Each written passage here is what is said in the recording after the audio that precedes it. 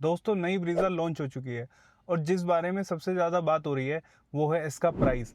पहले से पूरे 86,000 रुपये जो है कम हो चुकी है गाड़ी की प्राइसिंग और कुछ चेंजेस भी ऐसे किए गए हैं जो लोग काफ़ी टाइम से डिमांड कर रहे थे। तो क्या चेंजेस हुए हैं और क्या कॉम्प्रोमाइज़ेज़ हुए हैं, इस वीडियो में एक-एक बात होगी और फाइनल में मैं वर्डिक्ट दूंगा कि ये गाड़ी आपको अब कंसीडर करनी चाहिए या नहीं करनी चाहिए। तो सबसे पहले प्राइसिंग से ही स्टार्ट कर लेते हैं। तो प्राइसिंग जैसे मैंने आपको बताया कि तकरीबन 85 और 86,000 रुपये जो है सस्ती हो चुकी है गाड़ी।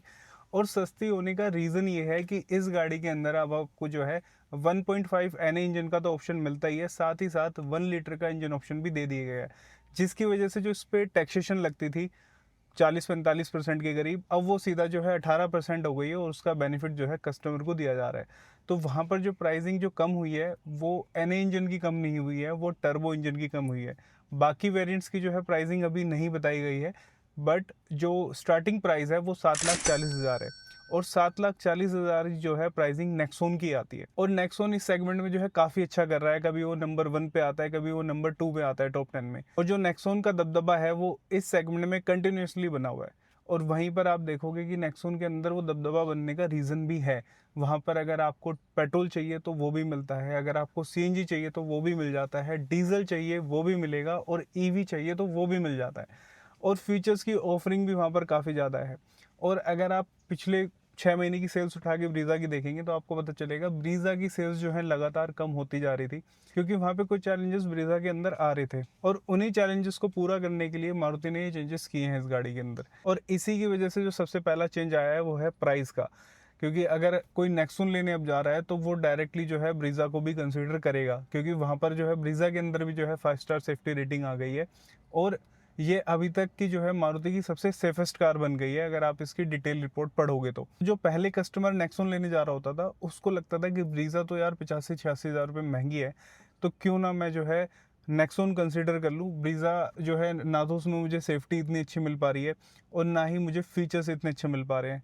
तो अब जो है ब्रीज़ा भी जो है सेम प्राइसिंग में आ गई है और अगर आप नेक्सॉन के बेस वेरिएंट से ब्रीज़ा की बेस वेरिएंट से कंपेयर करते हो तो वहाँ काम के फीचर्स जो हैं आपको ब्रीज़ा के अंदर ज़्यादा मिलेंगे। जैसे चारों पावर विंडो आपको मिल जाएंगी और सेंटर लॉकिंग आपको मिल जाएगी। तो अगर आप दोनों को कंपेयर करोगे तो आपको ब्रीज़ा जो है वहाँ पे ज़्यादा वैल्यू फॉर मनी लगेगी। दूसरा, आप डिज़ाइन की बात कर लेते हैं, क्योंकि काफ़ी लोगों को लग रहा था कि जब ब्रीज़ा फेसलिफ्ट आएगी तो उसमें डिज़ाइन में काफ़ी ज़्यादा चेंजेस होंगे। लेकिन अगर मैं आपको अपनी ऑब्जर्वेशन एक लाइन के अंदर बताऊँ ना, तो ये मुझे मारुति ब्रीज़ा का फेसलिफ्ट 2026 कम लग रहा है और ये करोल बाग ब्रीज़ा वर्जन मुझे ज़्यादा लग रहा है।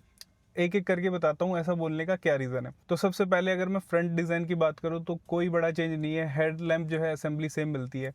सामने आपको जो है क्रोम वाला पार्ट जो है थोड़ा सा डी क्रोम कर दिया गया है। प्रोजेक्टर फॉग लैम्प जो है डाल दिए गए हैं, जो करोल बाग भी वाले भी डालते रहते हैं। साइड प्रोफाइल में अगर आप आओगे तो वहाँ पर जो है एलॉय व्हील का नया डिज़ाइन आ गया है, तो वो भी करोल बाग में अक्सर मिल जाता है। तो इसलिए मैं कह रहा हूँ कि एक करोल बाग ज़्यादा वर्जन लग रहा है मुझे डिज़ाइन के मामले में। वैसे काम के चेंजेस इस गाड़ी के अंदर हुए हैं। एलॉय का भी सिर्फ डिज़ाइन जो है थोड़ा सा ट्विक किया गया है। टायर प्रोफाइल आपको बिल्कुल पहले जैसी मिलती है और रियर प्रोफाइल में भी अगर आप जाते हो तो कॉस्मेटिक जैसे बम्पर में सामने फ्रंट से किए हुए हैं वैसे पीछे किए हुए हैं। इवन आप टेल लैम्प भी कंपेयर करोगे तो वो भी पहले की जैसे ही दिखाई दे रही है। तो ऐसा कोई बड़ा चेंज जो है गाड़ी के अंदर नहीं हुआ है, सिर्फ छोटे छोटे कॉस्मेटिक चेंजेस हुए हैं। आप इस तरीके से भी समझ सकते हैं कि ना तो कोई बड़ा चेंज जो है हेडलैम्प के अंदर किया गया है, ना ही टेल लैम्प के अंदर किया है। और साइड प्रोफाइल में आपको बताया जो है सिर्फ एलॉय व्हील्स जो हैं आपको चेंजेस देखने के लिए वहाँ पे मिलेंगे, सिर्फ एलॉय व्हील के अंदर, ना कि टायर्स के अंदर। और अगर आप टर्बो इंजन लेते हो इस गाड़ी का तो थोड़े से रेड एसेंट्स भी आपको देखने के लिए मिल जाएंगे, वो भी करोल बाग में ऐसा काम हो जाता है। और इसके अलावा जो है आपको इंटीरियर में आओगे तो ग्लोसी ब्लैक का भी जो है इस्तेमाल किया गया है। आपको डोर ट्रिम पे जो है ग्लोसी पैनल देखने के लिए मिलेंगे, एम्बिएंट लाइट देखने के लिए मिलेगी। तो टोटल जो है, इसलिए मैं आपसे कह रहा हूँ कि ये करोल बाग वाला वर्जन जो है मुझे थोड़ा ज़्यादा लग रहा है, मारुति ब्रीज़ा का फेसलिफ्ट थोड़ा कम लग रहा है। आपको क्या लगता है एक बार मुझे कमेंट सेक्शन में ज़रूर बताना इस बारे में। और जैसा कि डिज़ाइन में चेंजेस नहीं है गाड़ी के कुछ खास, वैसे ही इसके डायमेंशंस भी जो हैं वो बिल्कुल पहले जैसे ही हैं।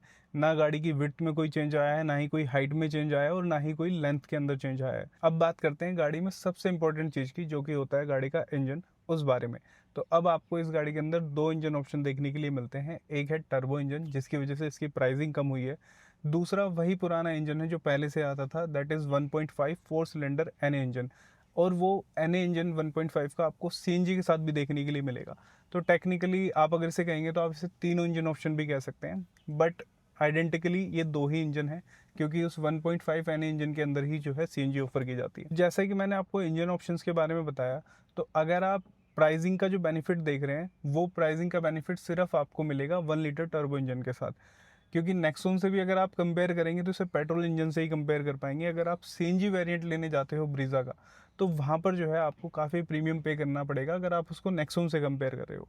रीज़न है टैक्सेस, क्योंकि ब्रीज़ा के अंदर अभी भी जो है 1.5 का एन इंजन मिलेगा आपको सीएनजी का, तो जिसकी वजह से जो है वहाँ टैक्सेशन बढ़ जाता है। तो कुल मिलाकर बात यह है कि अगर आप ब्रीज़ा का टर्बो इंजन लेते हो तो आपको प्राइसिंग का बेनिफिट मिल जाएगा, लेकिन अगर आप 1.5 का एनए इंजन और 1.5 का सीएनजी वर्जन लेते हो तो आपको जो है टैक्स का बेनिफिट नहीं मिलेगा। और मुझे लगता है कि जो प्राइसिंग पहले वाली ही रहती थी ब्रीज़ा की, वही सेम जो है ऑफ़र करी जाएगी। और यही रीज़न है कि लॉन्च में जो है प्राइसिंग अभी नहीं बताई गई है, कि ताकि जो मीडिया कवरेज है वो 7,40,000 रुपये के से जो है मिल जाए। और इंजन के बाद कोई सबसे बड़ा चेंज ब्रीज़ा के अंदर जो मुझे लगता है वो हुआ है इस गाड़ी के अंदर, कि 6 स्पीड का जो है ट्रांसमिशन ऑफर कर दिया गया है।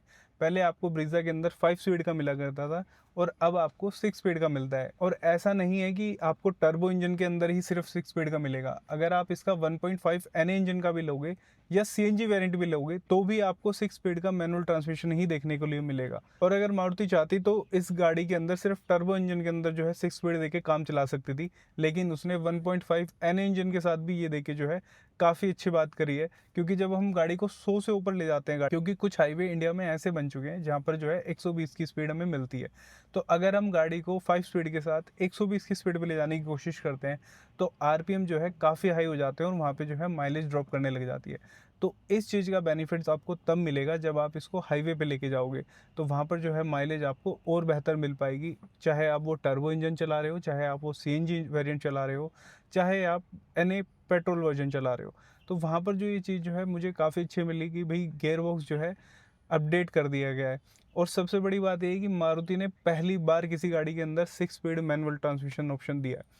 और मुझे साथ ही साथ अब ऐसा लग रहा है कि यार मतलब कि ग्रैंड विटारा के अंदर भी जो है ये चीज़ अपडेट कर देनी चाहिए, क्योंकि अब जब आप उससे लोअर सेगमेंट की, क्योंकि ग्रैंड विटारा या विक्टोरियस जो है वो मिड साइज़ एसयूवी में आते हैं, तो उन गाड़ियों के अंदर आप ऑफ़र नहीं कर रहे हो और एक सब 4 मीटर गाड़ी के अंदर अगर आपने ऑफ़र कर दिया, तो मुझे लगता है कि ये भी जो है अपडेट ग्रैंड विटारा के अंदर आ जानी चाहिए, विक्टोरियस के अंदर आ जानी चाहिए। अब बात कर लेते हैं बूट स्पेस की। तो अगर आप सीएनजी वेरिएंट लेते हो तो वहाँ पे तकरीबन 350 लीटर का बूट स्पेस आपको देखने के लिए मिल जाता है, क्योंकि अब आपको इस गाड़ी के अंदर अंडर बॉडी सीएनजी टैंक देखने के लिए मिल जाता है, जो कि विक्टोरियस में भी आपको देखने के लिए पहले से मिलता ही रहा है। तो उसी टाइप से जो है ब्रीज़ा के अंदर भी अब दे दिया गया है। तो जो पहले कस्टमर होता था ब्रीज़ा सीएनजी लेने वाला, उसको जो है बूट के अंदर बिल्कुल टोटली कॉम्प्रोमाइज़ हो जाता था, तो वो जो चीज़ है अब इस गाड़ी के अंदर से हट गई है। लेकिन एक कॉम्प्रोमाइज़ भी ऐड हो गया है, और वो सिर्फ सीएनजी वेरिएंट्स के साथ नहीं हुआ है, अगर आप पेट्रोल वेरिएंट भी लेते हो तो भी हो गया है। वो है इस गाड़ी के अंदर से जो है स्टेपनी हटा दी गई है। अब मुझे ये समझ में नहीं आ रहा है कि कंपनीज क्यों स्टेपनी को एज एन ऑप्शन देखने लगी है,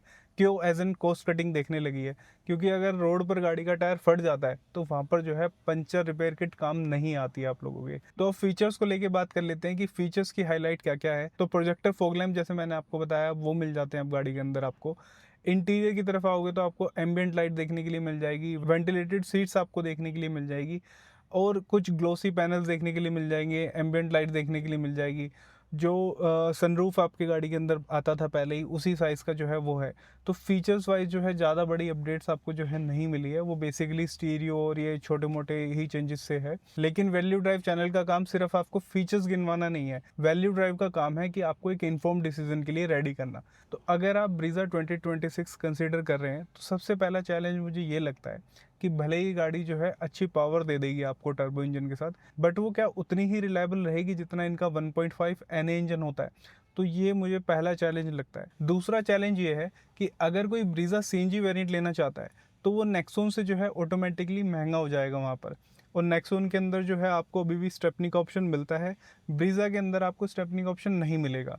तो ये जो एक चैलेंज है, मुझे लगता है कि ये थोड़ा सा जो है यहाँ पर ब्रीज़ा की सेल्स जो है सीएनजी वेरिएंट की कॉम्प्रोमाइज़ होगी नेक्सॉन के चलते। तो अब बात करते हैं वैल्यू ड्राइव फाइनल वर्डिक्ट की। अगर आपका हाईवे रन ज़्यादा है तो आप टर्बो पेट्रोल इंजन ले सकते हो, क्योंकि पेपर्स पे जो नंबर्स आ रहे हैं उस हिसाब से जो है इस गाड़ी के हिसाब से बढ़िया पावर निकाल कर आपको दे देंगे, और वहाँ पर आपको जो है पावर की कमी नहीं लगेगी।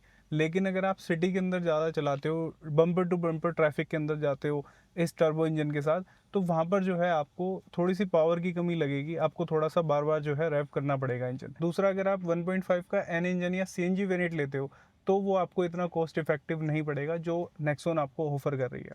तो मेरा फाइनल वर्डिक्ट ये है कि अगर आपको ब्रीजा टर्बो ऑप्शन चाहिए तो वो वैल्यू फॉर मनी आपके लिए निकल के आएगा। बट अगर आप सीएनजी ऑप्शन लेते हो और इसका 1.5 का एन इंजन लेते हो तो वो जो है मार्केट में इतना वैल्यू फॉर मनी नहीं रहेगा। आप कितना एग्री करते हो इस बात से मुझे कमेंट सेक्शन में ज़रूर बताना। और आपको क्या लगता है कि आने वाले टाइम में ब्रीजा दोबारा से नंबर 1 गाड़ी बन पाएगी इस सेगमेंट में? मुझे लगता है थोड़ा सा मुश्किल है। आपको क्या लगता है? कमेंट सेक्शन में बताना।